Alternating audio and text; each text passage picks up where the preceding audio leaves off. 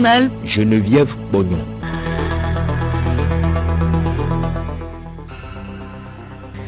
Bon appétit si vous êtes à table, madame, monsieur, bonjour et merci de nous rejoindre à l'heure du journal. Au sommaire de cette édition, le Togo retrouve sa place dans l'initiative pour la transparence dans les industries extractives ITUE.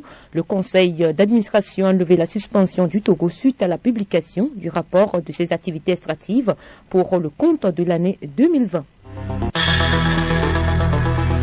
Lutte contre le commerce illicite. Des délégués de 8 pays étaient en formation cette semaine sur le projet de coopération portuaire SICOP. Dans ce journal, Akala Akezu Enim, coordonnateur régional par intérim du SICOP, nous parle des actions menées et la situation actuelle du phénomène. Il est l'invité de la rédaction. Et puis, l'hypertension artérielle, une affection qui décime des populations. 30% des Togolais en souffrent. Cette pathologie entraîne des conséquences dramatiques. Les stratégies de prévention de cette maladie à suivre dans ce journal.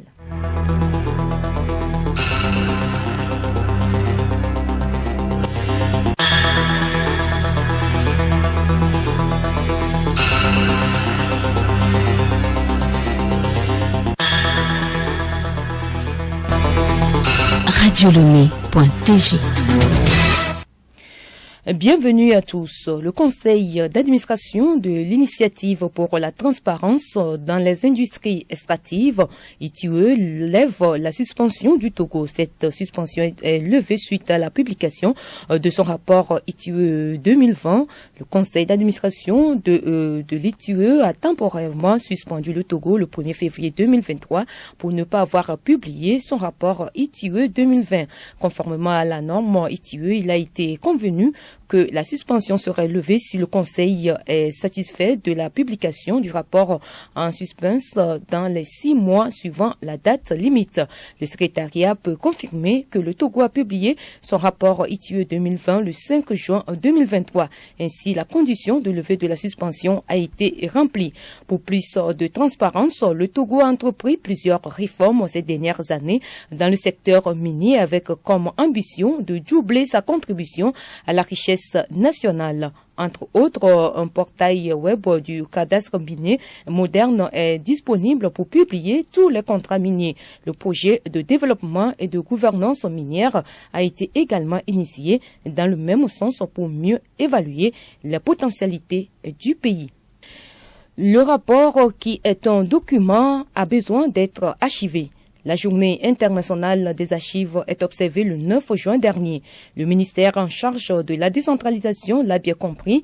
Il corrige les manquements dans ses différents départements pour sécuriser les documents. Une formation sur le plan national a été lancée en ce sens.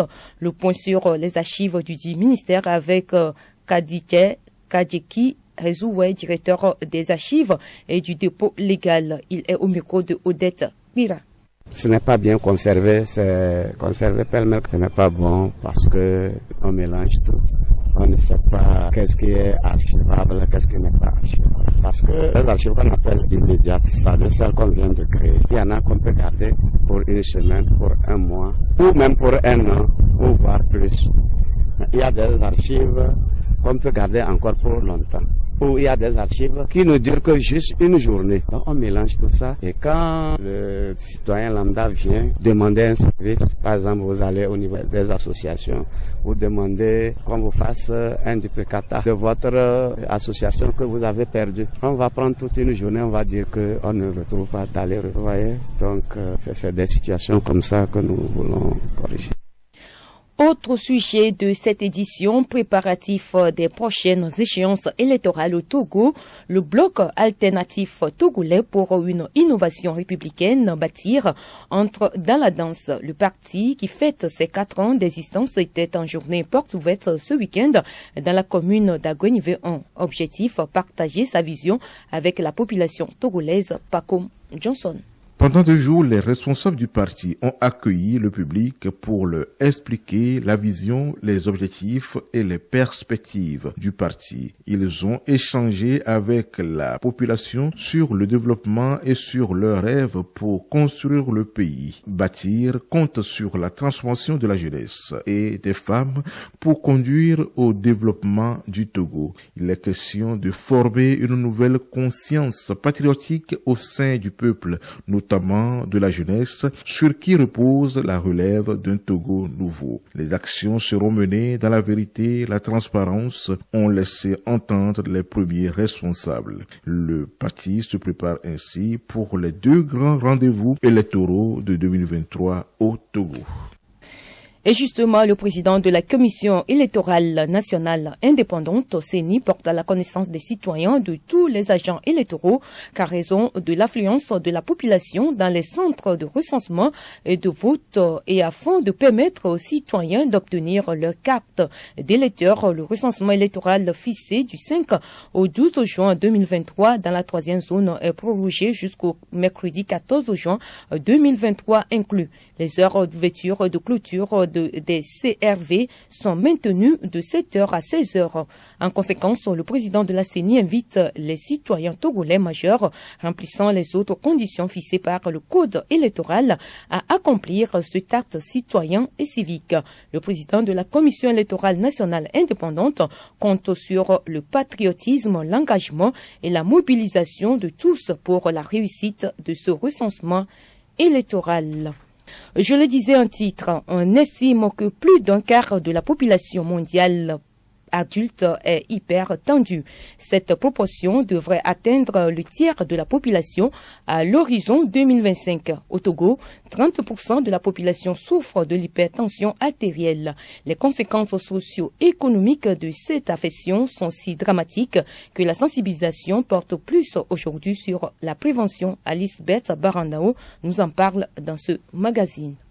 L'hypertension artérielle est une affection chronique qui peut survenir brusquement chez n'importe quelle personne sous forme d'un AVC, d'un infarctus de myocarde, d'une insuffisance rénale, etc. Ces derniers temps, les cas sont légion dans les hôpitaux ou dans les domiciles. Au CHU Campus, on dénombre 114,29% des admissions dans les services de cardiologie. Professeur Bello Moufou, neurologue, chef division de la surveillance des maladies non transmissibles, dresse ce constat. L'hypertension est une maladie préoccupante puisque ces dégâts sont lourds, fait des ravages. Nous les voyons dans les hôpitaux, nous les voyons dans les cliniques, nous les voyons dans les maisons. À chaque fois, on nous dit tel a fait un AVC ou une crise cardiaque. Environ 6000 personnes font un AVC par an. C'est un drame puisque ça concerne des personnes d'âge moyen entre 45 et 50 ans le plus souvent.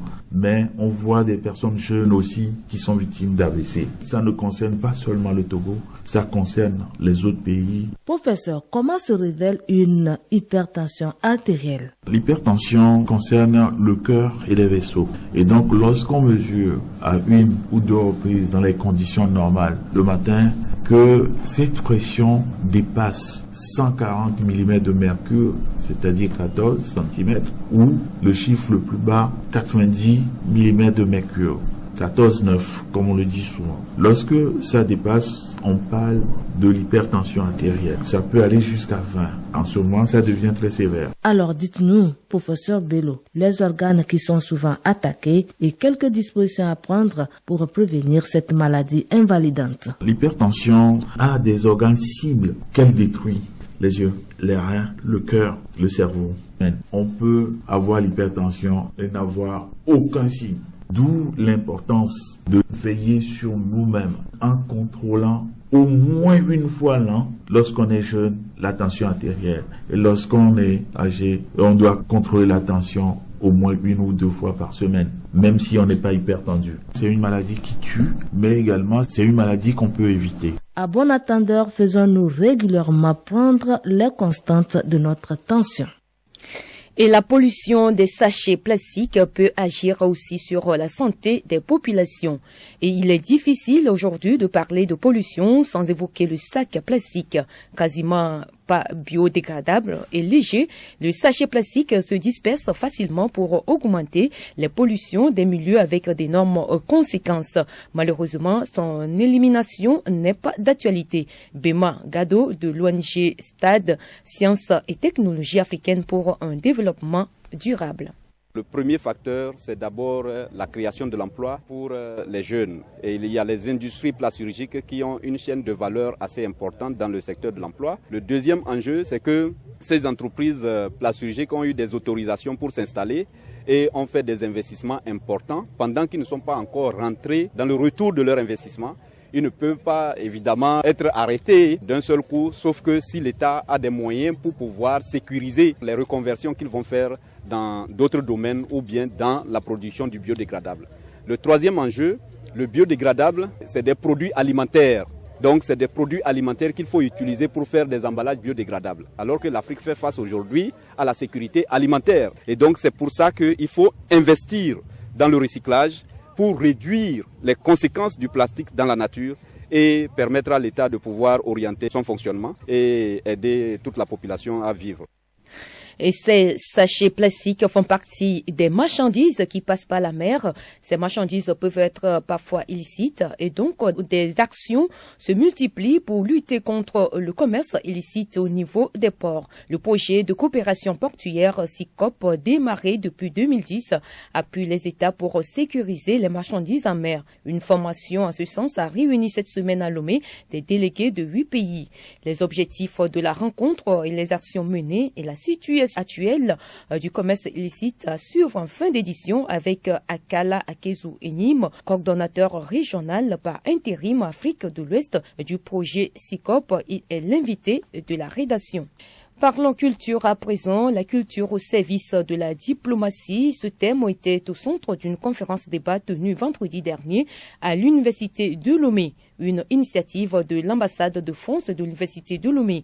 Les échanges ont porté sur la culture et son importance au sein des communautés. Dans ce sens, l'Union européenne a initié un projet dénommé Togo Créatif. Ce projet vise à soutenir les industries culturelles du Togo. Plus de précisions avec Augustin Favero, ambassadeur de France au Togo. Togo Créatif, c'est révolutionnaire. On a fait ça nulle part ailleurs. Mais en tout cas, c'est la première fois que l'Union européenne décide d'investir massivement, parce que 6,5 millions d'euros, c'est massif, sur la culture, et demande à l'Institut français de prendre ça en charge, et dans une logique totalement, parfois le terme est un peu galvaudé, mais là il ne l'est pas du tout, partenariale et de co-construction. Avec l'appui, c'est dans ce sens-là, de l'Institut français, du Togo, de l'Institut Goethe et de toutes les filières culturelles et artistiques que ceux-ci peuvent drainer. Le nouveau président Bola Tinubu a suspendu le gouverneur de la Banque centrale du Nigeria dans la nuit de vendredi à samedi. Godwin Emefiele, un proche de l'ancien président nigérien Muhammadu Buhari, est notamment tenu responsable de la sévère pénurie de cash qui a paralysé l'économie nigériane en début d'année. Une politique monétaire controversée visant à remplacer l'intégralité des billets de banque du pays avait conduit à cette grave crise des liquidités. Mais cette décision est critiquée par l'opposition. Les combats ont repris ce dimanche matin à Khartoum, peu de temps après l'expiration d'une trêve de 24 heures qui avait été globalement respectée. C'est ce que rapportent des témoins selon l'agence France Presse. Les habitants de Khartoum ont été réveillés par les tirs, des tueries et le bruit des combats dans plusieurs quartiers de la capitale. Les affrontements ont repris 10 minutes après la fin de la trêve négociée par les médiateurs saoudiens qui avait commencé samedi à 6h, 4h GMT. Chose promise, chose due, des actions se multiplient pour lutter contre le commerce illicite. Le projet de coopération portuaire démarré depuis 2010 appuie les États pour sécuriser les marchandises en mer. Des délégués de 8 pays étaient cette semaine en formation à Lomé. Les objectifs de cet atelier de formation, les actions menées durant les 10 ans et la situation actuelle avec Akala Akezu Enim, coordonnateur régional par intérim Afrique de l'Ouest du projet SICOP. Il est interviewé par Odette Pira. Monsieur Akiz Enyim Akala, bonjour. Bonjour madame. Vous êtes en formation avec des délégués de 8 pays au Togo dans le cadre du commerce illicite. Dites-nous pourquoi cette rencontre de Lomé. Alors cette rencontre de Lomé fait suite aux différentes formations qui ont déjà eu lieu dans la région. Et nous avons eu des formations en septembre 2022 à Accra, la formation pour les pays anglophones. Nous avons eu une autre formation pour les pays francophones en octobre 2022 au Sénégal. Et pour le pays lusophone qui est le Cap-Vert, nous avons eu une formation en mars 2023. Donc après ces différentes formations par région, par catégorie de langue, il était important d'organiser une formation régionale regroupant tous ces pays-là pour pouvoir échanger les bonnes pratiques en matière d'échange de renseignements et en matière de fouille des navires. Cette rencontre en présentiel a permis aux participants de mettre les noms sur les différents visages, de construire une certaine confiance entre eux. Vous savez, dans le renseignement, il faut vraiment la confiance. S'il n'y a pas la confiance, l'échange de renseignements est difficile. Donc cela permet, à la suite de cette rencontre de Lomé, de créer donc un réseau régional d'échange de renseignements maritimes pour mieux lutter contre toutes sortes de trafics illicites maritimes, y compris le trafic de drogue, y compris la pêche illicite, y compris le trafic illicite de bois. Il y a 10 ans déjà que SICOP a démarré. Pourquoi vous n'arrivez pas à mettre la main sur la stratégie des pirates et depuis 10 ans, les démarches, les formations se poursuivent? Les différentes actions ont été efficaces, mais n'oubliez pas aussi que les trafiquants, les réseaux criminels, ils changent aussi de stratégie. Quand on met une politique en place pour pouvoir bloquer les criminels, ils changent aussi de stratégie. N'oubliez pas non plus qu'ils ont des moyens assez sophistiqués pour pouvoir contourner aussi bien les instruments logistiques que nous mettons en place, les instruments techniques ou que le cadre juridique aussi des pays. Donc ils sont très ingénieux et nous continuons par aussi nous efforcer, nous continuons par soutenir les pays pour que nous puissions être aussi à la hauteur de la menace. Pour terminer, après tant d'années d'expérience, quelle est la situation actuellement? Alors la situation, disons que est sous contrôle, comme on le dit généralement. Au moment de la crise Covid, le trafic a connu un élan très ralentissant. Mais après le Covid, la production de la cocaïne en Amérique latine a augmenté. C'est pourquoi nous redoublons de vigilance pour pouvoir parer à toute éventualité. Monsieur Akiz Enyim Akala, merci. Merci beaucoup, madame.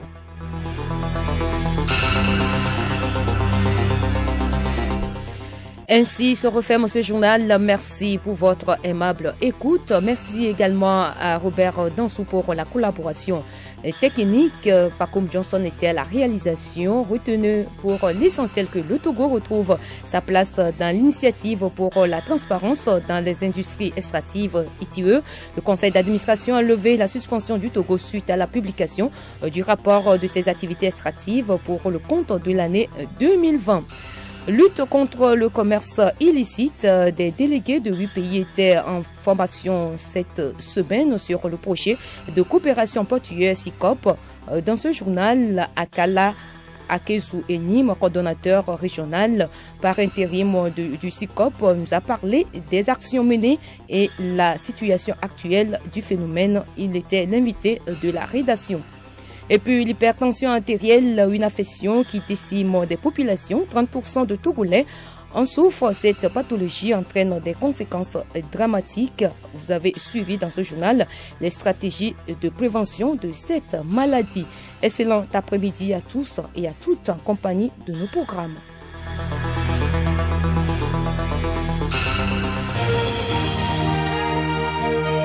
Radio Lomé, boîte postale 434, email radiolomé@radiolomé.tg. radiolomé.tg